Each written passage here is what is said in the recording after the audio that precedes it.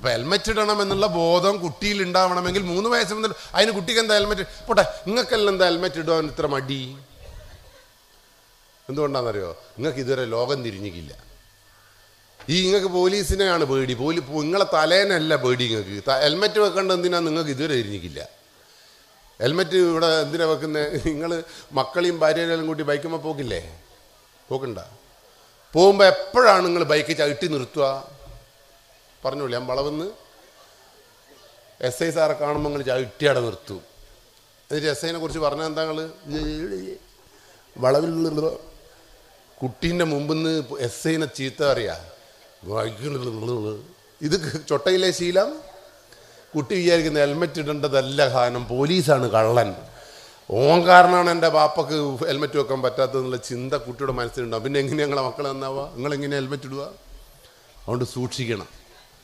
അവിടെ നിയമം അനുസരിച്ച് ഈ 18 വയസ്സിന് താഴെയുള്ള നിങ്ങളെ മക്കളെക്കുറിച്ച് നിങ്ങൾ ഇത് മാത്രം മനസ്സിലാക്കിയാൽ മതി. 18 വയസ്സിന് താഴെയുള്ള മനുഷ്യൻ്റെ പേര് കുട്ടി എന്നാണ്. ഓൻ കുട്ടിയാണ്. അന്തം വിട്ട ബുദ്ധിയും ഒടുക്കത്തെ ധൈര്യവും ഓൻ മാത്രമാണ് ശരിയെന്നും വിചാരിക്കുന്ന ഒരു മനസ്സാ കുട്ടിക്കുണ്ട്. ആ കുട്ടിയെ തിരുത്താനും ശാസിക്കാനും ആർക്ക് കഴിയണം? 18 വയസ്സ് വരെ രക്ഷാകർത്താക്കൾക്ക് കഴിയണമെന്നാണ് നിയമം പറയുന്നത്. അപ്പം 18 വയസ്സുകാർ 17 വയസ്സുകാർ ഇതിൽ കൂടി ബൈക്ക് ഓടിച്ചിട്ടുണ്ടെങ്കിൽ അതിൻ്റെ ഉത്തരവാദി ഓനല്ല.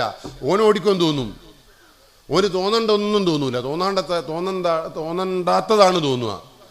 18 വയസ്സ് വരെ ബൈക്ക് ഓടിക്കരുതെന്ന് പറഞ്ഞാൽ നിങ്ങളെ കുട്ടികൾ ചോദിക്കുന്നു, അത് ഓടിച്ചാൽ അന്തൂർക്കാരനെ ഓൻ ഓടിക്കുന്നില്ല, മറ്റവൻ ഓടിക്കുന്നു. പിന്നെ നിങ്ങൾ ഇങ്ങനെ ഉമ്മ എന്തെങ്കിലും പറയും, നിങ്ങൾ ഞാളെ ഇടപെടണ്ട, മനസ്സിലായില്ലേ? ഞാളായിക്കോളും എന്ന് പറയുമ്പോൾ ഉമ്മ വിചാരിക്കും ആയിക്കോളും, പാവം തങ്കപ്പെട്ടെ. 18 വയസ്സ് വരെ കുട്ടിയെ നിയന്ത്രിക്കേണ്ടവൻ ബാപ്പയും ഉമ്മയുമാണെന്നുള്ള ബോധം ആദ്യം ഉണ്ടാവേണ്ടത് ആർക്കാ? ഉസ്താദ് പറയുന്നത് കേൾക്കാനും അനുസരിപ്പിക്കാനും രക്ഷാകർത്താക്കൾക്ക് കഴിഞ്ഞിട്ടില്ലെങ്കിൽ പിന്നെ എങ്ങനെയാ ആ മദ്രസ വിജയിക്കുക? സ്കൂളിൽ അധ്യാപകന് സപ്പോർട്ട് കൊടുത്തിട്ടില്ലെങ്കിൽ പിന്നെ എങ്ങനെയാണ് ഈ സ്കൂൾ ഇവിടെ നമ്മളെ സമൂഹം നന്നാവുക? പോലീസുകാരൻ നിയമം നടപ്പിലാക്കുമ്പോൾ പോലീസുകാരനെ സപ്പോർട്ട് ചെയ്തിട്ടില്ല എങ്കിൽ പിന്നെ എങ്ങനെയാണ് ഈ നാട് നന്നാവുക? അതുകൊണ്ടാണ് സന്തോഷ് ജോർജ് കുളങ്ങരയുടെ മറ്റൊരു വാചകമുണ്ട്. സന്തോഷ് ജോർജ് കുളങ്ങരയോട് ചോദിച്ചു, നിങ്ങൾ 150 രാജ്യങ്ങളിൽ സഞ്ചരിച്ചില്ലേ സന്തോഷേ? ഇനി നിങ്ങൾക്ക് ഒരു ജന്മവും കൂടി തന്നാൽ നിങ്ങൾക്ക് ഏടെ ജീവിക്കാനാണ് ഇഷ്ടം? സന്തോഷ് ജോർജ് കുളങ്ങര പറഞ്ഞു, നിങ്ങളെവിടെയാണ് ജീവിക്കാൻ ഇഷ്ടം? നിങ്ങൾക്ക് അടുത്ത ജന്മത്തിൽ ഉണ്ടെങ്കിൽ ഒരു രസമല്ല അത് ചിന്തിക്കാൻ. സന്തോഷ് ജോർജ് കുളങ്ങര പറഞ്ഞു, എനിക്ക് ഇന്ത്യയിൽ തന്നെ ജീവിക്കാനാണ് ഇഷ്ടം. ചോദ്യം ചോദിച്ചു, ഇത്രയും നല്ല രാജ്യമാണോ ഇന്ത്യ? എനിക്ക് സ്വിറ്റ്സർലാൻഡിൽ പോയി കൂടായിരുന്നോ? എനിക്ക് പിന്നെ തായ്ലൻഡിലും സിംഗപ്പൂരിലും പോയി കൂടായിരുന്നോ? ദുബായ് ഗംഭീര രാഷ്ട്രമല്ലേ എന്നെല്ലാം ചോദിച്ചപ്പോൾ ഇവൻ പറഞ്ഞു, ഒന്നും വേണ്ട, എനിക്ക് ഇന്ത്യ. എന്തുകൊണ്ടാണ് സന്തോഷ് ജോർജ് കുളങ്ങര നിങ്ങൾ ഇന്ത്യ സെലക്ട് ചെയ്തതെന്ന് വെച്ചപ്പോൾ സന്തോഷ് ജോർജ് കുളങ്ങര പറഞ്ഞൊരു മറുപടി ഉണ്ട്, ഇത്രയും ഉടായ്പായിട്ട് ജീവിക്കാൻ വേറൊരു രാജ്യത്തും കഴിയില്ല. ബാക്കി ഒരു രാജ്യത്ത് ഈ ഉടായ്പ നടക്കൂലല്ലോ.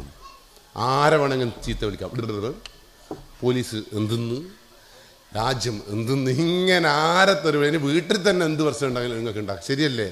വേറെ ഒരു രാഷ്ട്രത്തും ഈ സോമാലിയയിൽ പോലും നടക്കൂല. പട്ടിണി പാവങ്ങൾ സോമാലിയയിൽ പോലും ശക്തമായ നിയമം ഉണ്ടെന്നാണ് പറയുന്നത്. അതുകൊണ്ട് സൂക്ഷിച്ചോളി നിങ്ങൾക്ക് അവിടെ ജീവിക്കാനിട്ടോ. അപ്പോൾ അതുകൊണ്ട് നമ്മൾ ചിന്തിക്കേണ്ടുന്ന സംഗതികൾ ചിന്തിപ്പിക്കാൻ പറ്റണം നമുക്ക് കുട്ടികളിൽ. പറഞ്ഞാൽ മനസ്സിലായില്ല? അപ്പോൾ ഇവിടെ ആരെയും നമ്മൾ കുറ്റം പറയേണ്ടത്? നിങ്ങൾ വന്നാൽ നന്നായിക്ക്. ഐറ്റകളോട് പറഞ്ഞാൽ തിരിയില്ല, കാരണം ഐറ്റകൾ അന്തം പൊട്ടി ഐറ്റകളാണല്ലോ. ഐറ്റക്ക് ഒന്നും പറഞ്ഞാലും തിരിയില്ല. തിരിയുമെന്ന് വിചാരിക്കുന്നവരാ നിങ്ങളാണ്. അതുകൊണ്ട് നിങ്ങൾ എന്ത് ചെയ്യണമെന്നറിയോ? ഇന്നു മുതൽ നമ്മൾ ഒന്നും കൂടി ഉഷാറാവണം. ഇവിടുത്തെ നിയമങ്ങൾ പഠിക്കാൻ ശ്രമിക്കണം. നിയമത്തിനനുസരിച്ച് നിങ്ങൾ ജീവിക്കണം. മതത്തിൻ്റെ കാര്യത്തിൽ നിങ്ങൾ പെർഫെക്റ്റാണ്, ശരിയല്ലേ? ഖുർആൻ അനുസരിച്ചിട്ടല്ലേ നിങ്ങൾ ജീവിക്കുന്നത്? അതിനൊരു തർക്കമില്ലല്ലോ. അതിൻ്റെ കൂടെ ഇന്ത്യയിലെ നിയമങ്ങൾ കൂടി പഠിക്കാൻ നിങ്ങൾ ശ്രമിച്ചാലില്ലേ ഇത്രയും നല്ല വേറൊരു സമൂഹം ഇവിടെ ഉണ്ടാവില്ല. ഇന്ത്യയിലെ നിയമം അങ്ങ് പൊട്ടന്മാർ എഴുതിയൊന്നുമല്ല, വളരെ വിശദമായി പഠിച്ചിട്ട്. അതുകൊണ്ടാണ് 18 വയസ്സിന് താഴെയുള്ള കുട്ടിക്ക് ബൈക്ക് കൊടുക്കരുതെന്ന് പറഞ്ഞാൽ ഈറ്റയൊക്കെ അന്തം വിട്ട ബുദ്ധിയാണ്. നിങ്ങളും ഞാനും ബൈക്ക് ഓടിച്ചാൽ എന്താ വിഷയം? ആ 10 വയസ്സുകാരന് നമ്മൾ ബൈക്ക് കൊടുത്ത് ഞാനും ബൈക്ക് എടുത്ത് ഓനും ബൈക്ക് ഓടിക്കുന്നതിന് എന്താ വ്യത്യാസം ഉണ്ടാവുക? എനിക്ക് ബൈക്ക് ഓടിക്കുമ്പോൾ ഒരു 40 സ്പീഡിലെത്തുമ്പോൾ എൻ്റെ മോളെ ഇങ്ങ് ഓർമ്മ വരും. 205-ാമത്തെ ഞാനാവുമോ പഠിച്ചോനെ? ഞാൻ ചത്താൽ അതിനാർക്കാണ് ഉണ്ടാവുക? കല്യാണം കഴിപ്പിച്ച് കൊടുക്കണ്ടേന്നല്ലൊരു ടെൻഷൻ. അതുകൊണ്ട് തന്നെ എൻ്റെ സ്പീഡ് കുറയും. നിങ്ങളെയോ? അങ്ങനത്തെ അല്ല, ഭാര്യനെ ആലോചിക്കേണ്ട പറക്കും കേട്ടാ. ഭാര്യനെ മക്കളെല്ലാം ആലോചിക്കുമ്പോൾ ഇതൊന്ന് സ്ലോ. നിങ്ങൾക്ക് അത് ശരി, നിങ്ങൾ എൻ്റെ ഡീം തന്നെയാണല്ലോ. പക്ഷെ ആ ചെക്കന് ബൈക്ക് കൊടുത്ത എന്താ സ്ഥിതി? പറഞ്ഞോളി. എനിക്ക് സഹിക്കാന്നാൽ 40-ലെത്തുമ്പോൾ ഇനി പറയുമോ, അയ്യോ എൻ്റെ ഉസ്താദ് ഇനി ആരെയാണ് എന്നെ പഠിപ്പിക്കുക, അല്ലെങ്കിൽ എൻ്റെ ബാപ്പ പാവം ആരാ ഉണ്ടാവും, അങ്ങനെ ചിന്തിക്കുമോ? എൻ്റെ പങ്ങളെ കല്യാണം കഴിച്ചു കൊടുക്കണം എന്ന് എനിക്ക് ചിന്തയുണ്ടോ? അങ്ങനെ ഉണ്ടോ? ഇല്ല. നിങ്ങൾ അന്തം വിട്ട ചിന്തയാ. ഇത് മുരുണ്ടണോ, ഈ സ്പീഡോമീറ്ററിന് ഇങ്ങനെ അറ്റത്ത് മുട്ടിക്കണം. ഏത് റോഡുമ്പോൾ കൂടി? ഈ റോഡുമ്പോൾ കൂടി. മരിച്ചില്ലെങ്കിലല്ലേ അത്ഭുതമുള്ളൂ. അതുകൊണ്ടാണ് നിയമം പറഞ്ഞത് 18 വയസ്സ് വരെയുള്ള കുട്ടിക്ക് ഇത് കൊടുക്കരുത്, അവനെ നിയന്ത്രിക്കണം. പക്ഷെ ഇവിടുത്തെ ഉമ്മയും ഉപ്പിയും പറയുന്നത് എന്താ? എൻ്റെ മോയെ ഓറേക്കാളും നല്ലോണം ഓനെ ഓടിക്കുക, ഓർക്ക് വിറയുണ്ട്, ഇവന് വിറയില്ല എന്ന്. ആരെയാ തിരുത്തേണ്ടത്? അതുകൊണ്ടാണ് ഇന്ത്യൻ നിയമത്തിൽ ആ കുട്ടി ബൈക്ക് ഓടിച്ചിട്ടുണ്ട് ഓനെ കുറ്റം പറയരുത്, ഓൻ അന്തം വിട്ട ബുദ്ധിയാ, ഓൻ പലതും പറയൂ. പക്ഷേ ഇന്ത്യൻ നിയമം ഇപ്പോൾ പുതിയ നിയമം കൊണ്ടെന്നറിയോ, ആ കുട്ടി ലൈസൻസ് ഇല്ലാതെ വണ്ടി ഓടിച്ചിട്ടുണ്ട് എങ്കിൽ ഓന് ചെറിയ പിഴയെല്ലാം വേണ്ടി വരും. പക്ഷേ ഓനല്ല പിഴ വേണ്ടത്. ആർക്കാ പിഴ? ആ വണ്ടി കൊടുത്തൊരു ചങ്ങായി ഉണ്ടല്ലോ, അതാരാള്? അത് ശരി, എല്ലാം ഞങ്ങൾക്ക് അറിയാം. ആ ചങ്ങായി 2 കൊല്ലത്തേക്ക് ജയിലിൽ പോകും, 25,000 ഉറുപ്പ്യ പിഴയും. നിങ്ങളെന്താ ചെയ്യേണ്ടതെന്നറിയോ? ലൈസൻസ് ഇല്ലാണ്ട് വണ്ടി ഓടിക്കണം കേട്ടാ, എന്നാലേ ബാപ്പ ജയിലിൽ പോകും. നിങ്ങൾക്ക് ബാപ്പേനെ കൊടുക്കാൻ ഏറ്റവും നല്ല മാർഗ്ഗം ഏതാ? ഞാൻ നിങ്ങളെ സൈഡാണ്. അപ്പോൾ ഞാൻ നോന്നൊന്നും പറയില്ല, യെസ് ചെയ്യണം, നമുക്ക് എല്ലാ ബാപ്പേനെയും ജയിലിലാക്കണം, അനുഭവിക്കട്ടെ ഐറ്റുകൾ. അതുകൊണ്ട് നിങ്ങൾ എന്ത് ചെയ്യണം? ഇന്ന് തൊട്ടിട്ട് ബാപ്പേൻ്റെ ബൈക്ക് കട്ടിട്ട് ഓടിക്കണം. ഇപ്പോൾ നിങ്ങളെ 10,000 ഒക്കെ എങ്ങനെയാണ് ഉണ്ടാക്കുക, അത് MDMA വിറ്റിട്ടായിട്ട് ഉണ്ടാക്കുക. ബാപ്പ 25,000 ഉറുപ്പ്യ 2 കൊല്ലം ജയിലിൽ കിടക്കട്ടെ. ഈ ഒരു നിയമത്തെക്കുറിച്ച് ബോധം വേണ്ടേ? നിയമം അറിയില്ല എന്ന് പറയാൻ പറ്റുമോ? അതുകൊണ്ട് സൂക്ഷിക്കണം. പറഞ്ഞാൽ മനസ്സിലായല്ലോ? അപ്പോൾ നമ്മളെ വിഷയം എന്താ? ഈ നാട്ടിൽ നമ്മളെ നിങ്ങളെ മക്കളെല്ലാം പറഞ്ഞാലെല്ലാം കേൾക്കുന്നുണ്ട് ഐറ്റുകൾ. ഇങ്ങോട്ട് വരൂ എന്ന് പറയുമ്പോൾ വരുന്നുണ്ടാ, ഇരിക്കൂ എന്ന് പറയുമ്പോൾ ഇരിക്കുന്നുണ്ടാ? പോട്ടെ, ആ കുട്ടികളെ മുടി നിങ്ങൾ വിചാരിച്ച പോലെ മുറിക്കാൻ പറ്റുന്നുണ്ടാ? ഇല്ല. എങ്കിലും ഒന്നും നോക്കണ്ടേക്ക്, ഐറ്റുകൾ അങ്ങ് വിട്ടുവിടും. നിങ്ങൾ 18 വയസ്സ് വരെയുള്ളവൻ പലതും പറയും, ആ കുട്ടിയെ നിയന്ത്രിക്കാൻ, ശാസിക്കാൻ, തിരുത്താൻ. അല്ല പോട്ടെ, നിങ്ങളെ മക്കൾക്ക് പ്രണയാറ്റുണ്ടാ? അതുമില്ല. നിങ്ങളിതൊന്നും ചർച്ച ചെയ്യുന്നില്ല. നിങ്ങൾ പിന്നെ എന്തെന്നാ വീട്ടിൽ നിന്ന് ചർച്ച ചെയ്യുന്നത്?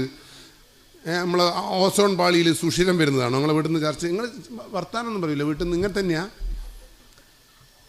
അപ്പോൾ നമ്മൾ ചർച്ച ചെയ്യപ്പെടേണ്ട വിഷയം എന്തെന്നാന്നുള്ള കൺഫ്യൂഷൻ. കാരണം നിങ്ങൾക്ക് ഇതുവരെ ഒന്നും തിരിഞ്ഞിക്കില്ല. നിങ്ങൾ വിചാരിക്കുന്ന കുറേ പൈസ ഉണ്ടെങ്കിൽ എല്ലാം നടന്നു എന്നാണ്. പൈസയുമല്ലൊന്നും ഒരു കാര്യമില്ല കേട്ടോ. ഒളിച്ചോട്ടം കേരളത്തിൽ പെരുകുന്നു. അറിയോ നിങ്ങൾ? ആരാ ഒളിച്ചോടുകയെന്നൊന്നും ഇപ്പം പറയാനും പറ്റില്ല. എനിക്ക് നിങ്ങളെ കാണുമ്പം ചിരിയും വരുന്നുണ്ട് കേട്ടോ. ഈ ആർക്കെല്ലാം ഒളിച്ചോടുക മുട്ടുന്നുണ്ട്. അപ്പോൾ മൂപ്പർ എന്നോട് കുഞ്ഞതിനെയും വയസ്സാലത്ത് എന്നോട് ചോദിക്കുന്നു, എന്നെ നോക്കിയിട്ട് പറഞ്ഞ് ഞാനവിടെ ഓടുവാനെന്നല്ലോ ഇപ്പം അങ്ങക്ക് തോന്നുന്നില്ലേ? എനിക്ക് നിങ്ങളെ തീരെ വിശ്വാസമില്ല. കാരണം എന്താ പറയുക, നമ്മൾ ദിവസവും കാണുന്ന പ്രശ്നം അങ്ങനെയാണ്. എൻ്റെ സ്റ്റേഷനിൽ കഴിഞ്ഞ ദിവസം ഒളിച്ചോടിയ അമ്മേൻ്റെ പ്രായത്തിലാന്ന് പറയുക, നിങ്ങൾ 83. കൂട്ടിക്കൊണ്ടുപോയ കാമുകൻ്റെ വയസ്സറിയോ? 87. എവിടുന്നാ പിടിച്ച് കൂട്ടിക്കൊണ്ടുവന്നതെന്നറിയോ? പറശ്ശിനിക്കടവ് എന്ന് പറഞ്ഞാൽ അമ്പലത്തിൽ നിന്ന് പയര് തിന്നു രണ്ടാളും, കാമുകനും കാമുകിയും. അവിടെ ആർക്കും പോവാം. നിങ്ങളിപ്പോൾ ചിരിച്ചില്ലേ? എനിക്ക് ചിരിക്കാൻ പറ്റിയില്ല.